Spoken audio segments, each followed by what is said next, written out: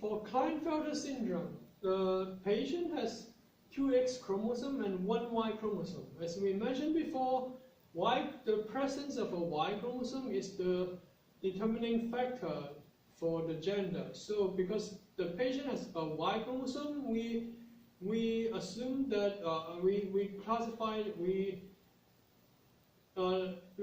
the patient as male, and it has subtle symptoms. What it means is that the patient, although it is male, it will express a female sexual characteristics.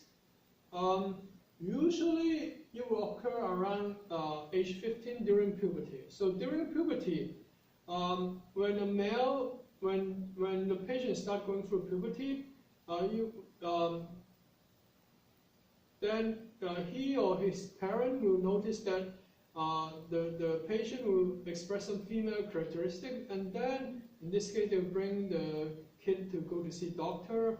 Usually it's around that time they realize that their kid will have this Klinefelter syndrome.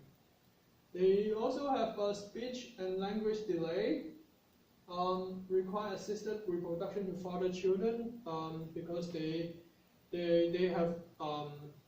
express some female characteristic. You may want to Google the pictures of this Klinefelter syndrome because they look very dramatic in a way. Poly X female or triple X, we consider them as female because they can have more than 2 X chromosomes, maybe 3, maybe 4, and they are usually taller with no distinctive phenotypes. Meaning that other than taller, you cannot see. They basically look like a healthy female, but they have delayed motor or language development. Also, they may have difficulty to have a regular menstrual cycle, but when they do have regular healthy menstrual cycle, they can have baby easily. And usually their children, they are normal. For Jacob syndrome is they are male with extra Y chromosome. So Jacob syndrome basically is it's like the opposite of the poly X. It's like the opposite of the poly X because poly X occur in female as extra X chromosome. Jacob syndrome is this genetic disorder occur in male that has an extra Y chromosome. So in poly X, female they are usually taller. In Jacob syndrome, male they are usually taller as well, and they have a lot of acne, and they also have speech abnormalities. And just like poly X female, you don't see any physical differences between normal female and poly X female. Similarly, for Jacob syndrome, the male, they look almost the same as the normal male.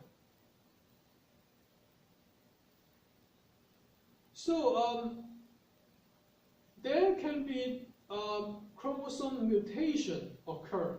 Chromosome mutation occur can be due to environmental factor, for example, radiation. If there's an atomic bomb, or people who work with X-ray a lot, or people who work with a radioactive isotope a lot, then it can cause mutation in the chromosome. Or people who work with organic chemical, let's say benzene. In the past, many mechanics, they use benzene to wash their hand, which is not a good idea because later on people find out that benzene is actually a carcinogen. It can cause mutation in gene, it can cause cancer.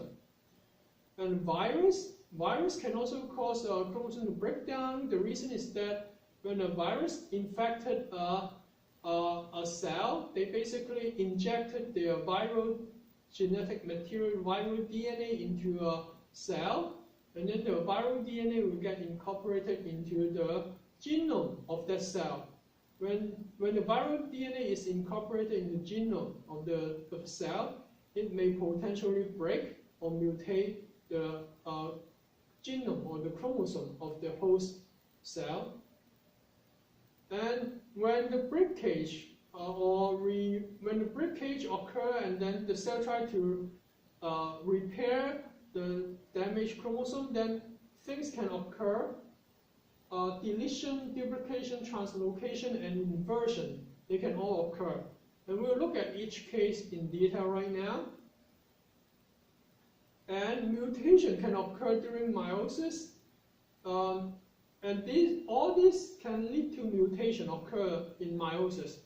When mutation occurs in meiosis, it will affect the gametes, the sperm and eggs. When mutation occurs in sperm and eggs, the mutation can transfer into the offspring easily. Deletion.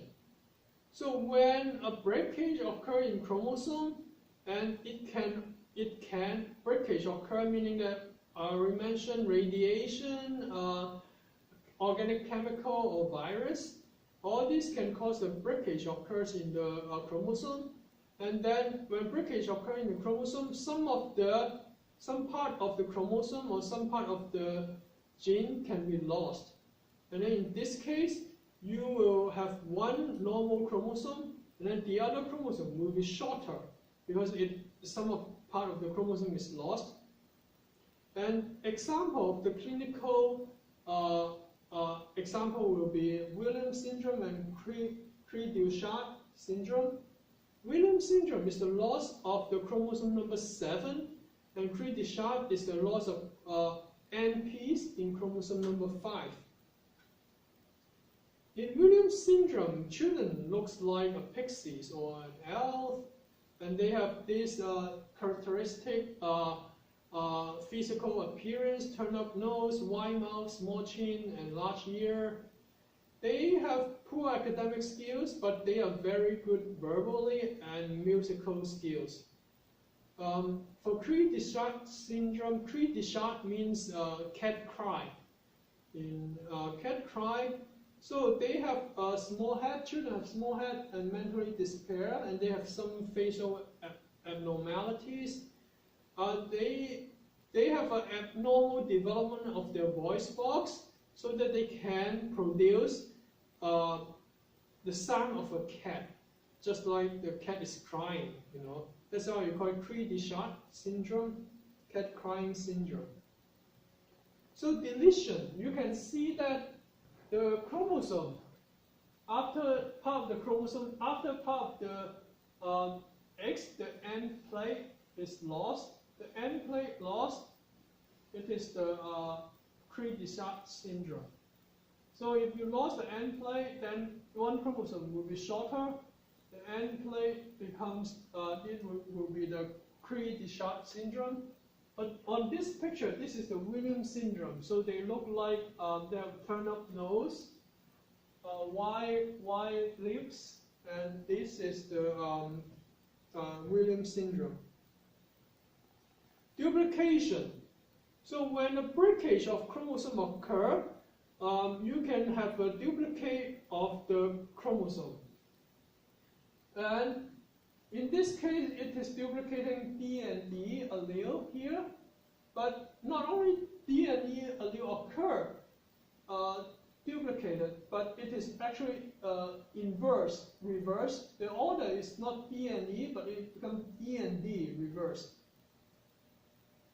So duplication and inversion frequently occur together, so that you have this chromosome become longer than the original one. Inversion, basically the allele sequence is reversed, just like what we saw before. The inverted duplication on chromosome 15,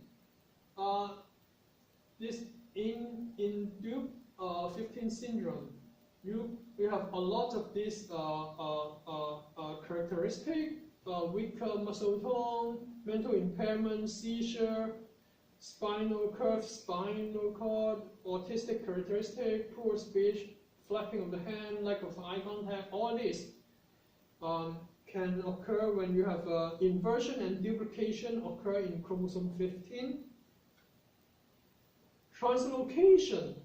Translocation involves the exchange of chromosomes between two homologous chromosomes, meaning that remember what we learned in cell division. If you have a exchange of the genetic material in between homologous chromosomes, then we call it crossing over or recombination, which is a good thing to occur in meiosis. But if you have the exchange of the genetic material or chromosomal segment between two non-homologous chromosomes, for example, if it is the exchange of the genetic material between chromosome 1 and chromosome 20, then it is not good because chromosome 1 carries the gene that maybe chromosome 20 does not carry. Then you are forcing chromosome 1 to carry the gene from the chromosome 20.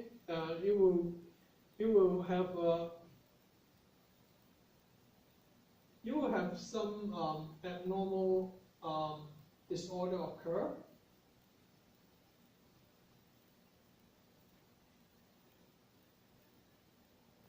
So this is what happened. You see that this chromosome is different from this chromosome. So they are not homologous pair. Homologous pair meaning that they are the same chromosome, but it's just that one chromosome inherited from father, one chromosome inherited from the mother. These two, they are two different chromosomes. Maybe one is from chromosome number 3, one is from chromosome number 10, and that's why they have different length and they carry different allele or different gene. And then they have the exchange of the chromosome segment or exchange of the genetic material. So that this chromosome carried the allele G and H, this chromosome carried the allele Q and R. So here it gives you two clinical examples. The Down syndrome can be, of course, Down syndrome is caused by trisomy of chromosome 21. But in this case, Down syndrome can also be caused by translocation between chromosome 21 and chromosome 14. And then there's another clinical disorder called Alagille syndrome. The Alagille syndrome is the translocation between chromosome 2 and chromosome 20. Alagille syndrome affects your liver, your heart, or even your lung. When it affects your liver, most commonly it affects your liver, so that it will affect the production of the bile to go into your gallbladder. Inversion. We talk about inversion is the segment of the chromosome turn 180 degrees. That means reversing the sequence of the allele. We already talked about that.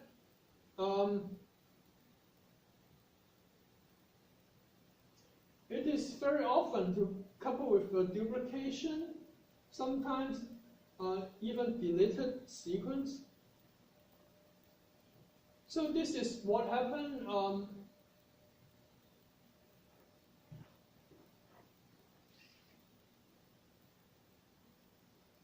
So if a chromosome has an inverted sequence, and then crossing over occurred during the prophase 1, and then you will have the exchange of the allele, so that in this case